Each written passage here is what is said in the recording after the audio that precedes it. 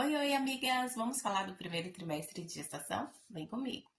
Então, amigas, eu estava no meu trabalho e estava próximo dos dias de eu menstruar.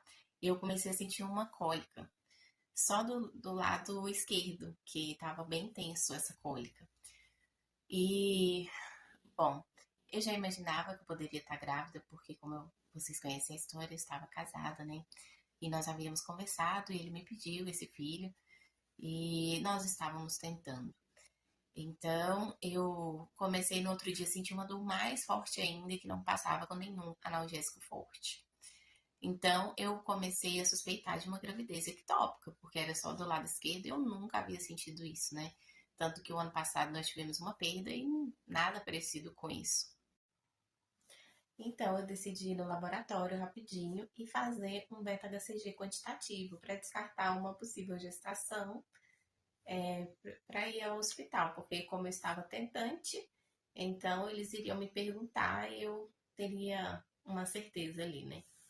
E aí peguei o resultado no mesmo dia e o beta-HCG quantitativo, ele veio o dobro do valor normal para aquela idade gestacional. O beta-HCG, para quem não sabe, é um hormônio que só dá em gestante. E na época que eu fiz, eu estava com 5 semanas. 5 semanas. E deu um valor dobrado. Então eu pensei, ou pode ser uma gravidez gemelar, ou talvez uma possível gravidez ectópica, devido aos outros sintomas também que eu estava tendo, né?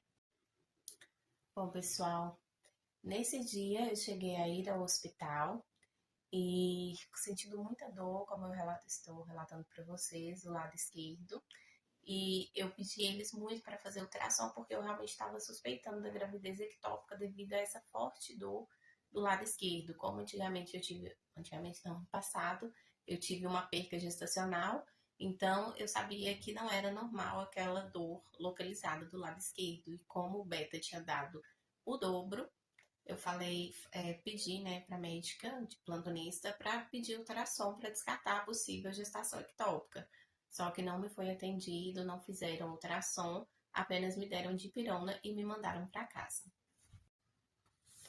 Bem, no outro dia eu voltei ao hospital, só que dessa vez eu voltei, já fui ao hospital já chorando dentro do carro com muita, muita dor, uma dor assim que eu nunca havia sentido, bem forte mesmo. E eu cheguei no hospital já vomitando nos corredores e sentindo muita dor assim, do lado esquerdo e todo o meu lado esquerdo começou a formigar e eu comecei a tremer. Então vieram médicos, enfermeiros e aí sim me mandaram no ultrassom. E aí quando me mandaram no ultrassom, a médica não me falou ainda que a minha trompa estava rota, tinha rompido, né? E apenas falou que eu estava com uma gravidez heterotópica, que a gravidez normal é atópica, que é a no útero, né? A ectópica é aquela da trompa, e a minha era heterotópica, que tinha uma gravidez no útero e na trompa. Apenas falaram isso. Então, depois que eu saí do ultrassom, eles já me internaram e falaram que ia me referir para outra cidade, que é o Hospital Regional de Patos de Minas. Por sinal, um excelente hospital, maravilhoso mesmo. Então, me mandaram na ambulância da UTI, com médico, enfermeiros, e aí chegando lá, uma junta de médico me chamou, explicou o que estava acontecendo, falou que a minha trompa estava rompida, estava rota, né? E que eu estava com hemorragia interna e que iriam ter que abrir para saber o que iria acontecer, né? O que queria ser preservado, porque realmente estava um coágulo sanguíneo ali bem complicado. Então, falaram que talvez não saberia se ia preservar os ovários, se ia tirar apenas a trompa, o que queria de fato acontecer. Mas graças a Deus, meninas, os médicos conseguiram preservar os meus ovários, né? O meu útero, eu fui operada, ainda estando grávida, né? Porque o bebezinho do útero estava lá, só não sabia se ele iria evoluir, né? E aí foi retirado, foi feita uma laparotomia, que é o cortezinho, né? Estilo a cesárea mesmo, com a salpingectomia, que é a retirada da trompa. E aí, graças a Deus, conseguiram preservar os meus ovários e o meu útero. Apenas a minha trompa esquerda que foi retirado, juntamente com um coágulo bem significativo, né? E graças a Deus conteram também a hemorragia. e deu tudo certo, graças a Deus. Então, após a cirurgia, eles me mandaram para o quarto e no outro dia eu recebi a visita dos médicos que me operaram. Eles falaram que tinha feito a salpingectomia, explicou todo o processo para mim, que preservou os meus ovários e falou sobre a gravidez do útero. Falou para eu não manter a expectativa da gravidez do útero, porque eu tinha tomado anestesia forte, tinha tomado também algumas medicações fortes, né? E como não tinha abatimentos ainda, porque a idade gestacional não tinha, não dava para ver ainda. Mas eles queriam acompanhar a evolução da gravidez no útero, então marcaram um retorno para mim, né, na cidade após 12 dias. E eu fui. E por um milagre, o bebê estava lá evoluindo, com batimentos cardíacos e uma graça. Então, pessoal, eles me deram uma carta para eu vir no posto da minha cidade para que eles me encaminhassem para o alto risco de Pato de Minas. Já estou com 3 meses completos. Segunda-feira faço 13 semanas e até hoje não fui encaminhada ainda, gente. Hoje, inclusive, eu fui na Secretaria de Saúde cobrar, porque eu, além de ter minha patologia de base, porque eu tenho hipotiroidismo, né, já diagnosticada há muitos anos, tomo o levotiroxina de 25, que é o Puran, e ainda sou um fator RH negativo, que significa que o sangue da mãe, que no caso é negativo, e o do pai é positivo. Tanto que no dia da cirurgia eu tomei a imunoglobulina. Para que serve isso? Porque no caso, se o sangue do bebê for positivo igual ao do pai, o corpo da mãe. Então, meus amores, se o sangue do bebê for positivo, que nem o do pai, o corpo da mãe, que é o sangue negativo, entende que o bebê, que se for positivo, é um corpo estranho e começa a eliminá-lo. Por isso que é muito importante fazer o pré-natal, saber o fator RH do seu companheiro, o seu também, né? Porque fazer o combinho direto quando eles pedirem, né, no pré-natal. E também, se você for uma mãe negativa, é muito importante que você relate isso. Se você não fez acompanhamento e sabe que você é um fator RH negativo, é muito importante que você fale para você tomar a imunoglobulina, porque se você não tomar, a sua próxima gestação, você pode ter o bebê pode ter problema. E o pós-cirúrgico, gente, da laparotomia, para eu conseguir de fato levantar sozinha, nossa, eu acho que foi uns 10, 15 dias, viu? Foi bem difícil. E para ir ao banheiro, gente, para ir ao banheiro era. Ai, foi muito horrível. Eu tive que usar aquelas cadeiras, né? De banheiro mesmo, porque elas são altas e para sentar no vaso era muito ruim, então eu tive que usar aquelas cadeiras de roda própria de banheiro para poder utilizar o banheiro.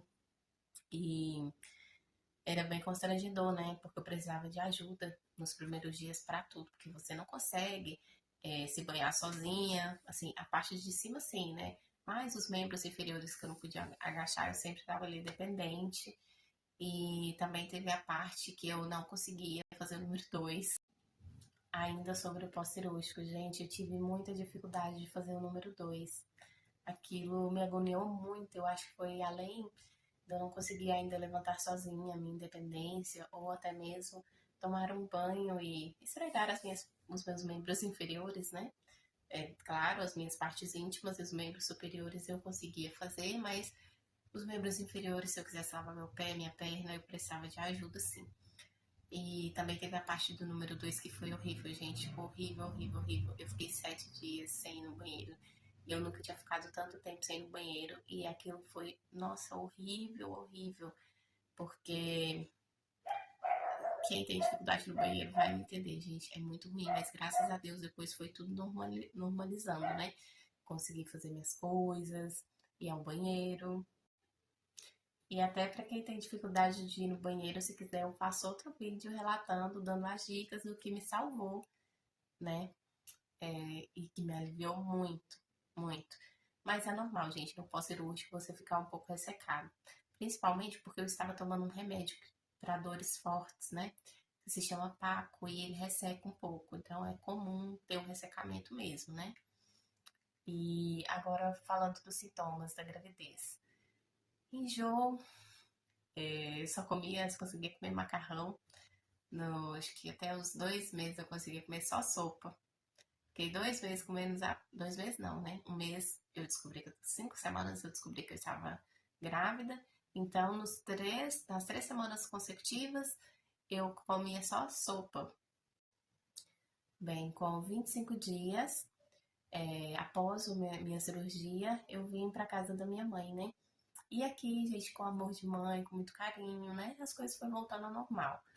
É claro que vez ou outra eu sinto enjoo, né? Então eu tomo um Dramin. E os enjoos melhoraram bastante depois da 10ª semana. Melhorou bastante e estou comendo bastante fruta, porque quando eu não estava grávida eu não tinha esse hábito, inclusive eu me forçava, mas não era muito de frutinha não. Mas com a gestação eu sinto uma necessidade grande de fruta e estou comendo bastante. Chocolate, não tenho zero desejo por chocolate. Eu tenho muito desejo por coisas ácidas, limão com sal, laranja com limão e sal, manga com limão e sal. Bom, meninas, então foi esse o meu relato do meu primeiro trimestre de gestação, né? Vocês querem que eu mostre a barriguinha? Vou mostrar aqui a barriguinha pra vocês, mas eu acho que não tá muito aparente ainda não. Bom, meninas, vou mostrar aqui a barriguinha pra vocês. Lembrando que segunda-feira vamos completar 14 semanas, né? Os 3 meses já tá fechado. A gente já tá dando tchau pro primeiro trimestre. Graças a Deus, tchau, enjoos. Apesar que eu ainda sigo com enjoozinho. Hoje mesmo eu tomei um Dramin. E também gorfei na hora de escovar os dentes. Porque inimiga de gestante, quem é mamãe aí sabe que escova de dente é uma grande inimiga da gestante, né? Não posso nem ver. Socorro, Deus. Mas enfim, gente, vamos lá. A minha barriguinha de frente. Pequenininha, né? E de lado, ó. De lado. Eu acho que tá bem pequenininha ainda. Meus amores, então é isso. Vou me despedir de vocês. Obrigada por me assistir até aqui. Não esqueçam de deixar o like, de se inscrever no meu canal aqui no YouTube. Eu também tenho outras redes, Instagram, TikTok. Me sigam lá para dar uma força para essa mãezinha solo. E é isso, meus amores. Beijo, fiquem com Deus.